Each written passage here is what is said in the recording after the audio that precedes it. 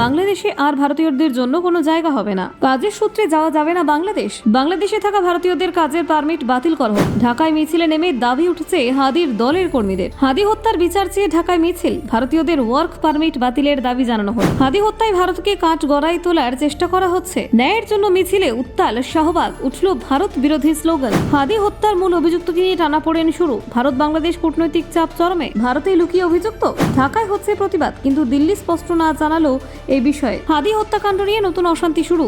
ভোটের আগে উত্তপ্ত বাংলাদেশ। শাহবাগে হাদি অনুগামীদের বিক্ষোভ চরমে। দেখুন ঠিক কি ঘটল। ইনকিলাব মঞ্চের আহ্বায়ক ওসমান হাদির হত্যার বিচার চেয়ে এদিন ঢাকার রাস্তায় নামলেন তার দলের সদস্য এবং অনুগামীরা।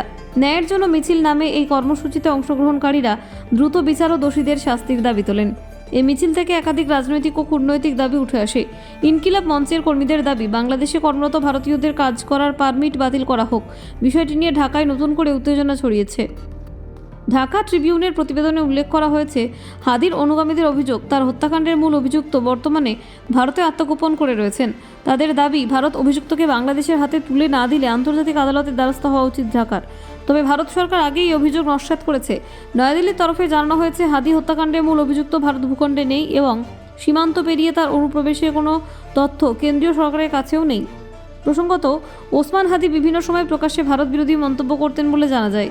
সমাজ মাধ্যমে তার এমন মন্তব্যের বেশ কিছু ভিডিও ছড়িয়ে পড়েছিল, যদিও সেগুলির সত্যতা যাচাই করা হয়নি।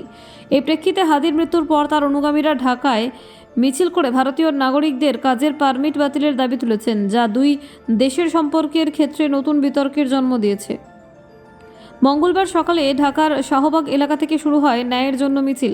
সেখানে অংশগ্রহণকারীরা অভিযোগ করেন, হাদির হত্যার তদন্তে এখনও পর্যন্ত দৃশ্যমান কোনো অগ্রগতি নেই। তারা দ্রুত অভিযুক্তদের গ্রেপ্তারের পাশাপাশি আগামী 12 ফেব্রুয়ারি সাধারণ নির্বাচনের আগেই হাদি হত্যাকাণ্ডের বিচার সম্পন্ন করার দাবি জানান। মিছিল চলাকালীন অনুগামীরা স্লোগান দেন, হাদির রক্ত হতে দেব না ব্যর্থ, এবং হত্যাকারীকে কেন এখনও মুক্তভাবে ঘুরে বেড়াচ্ছে সেই প্রশ্ন তোলেন তারা।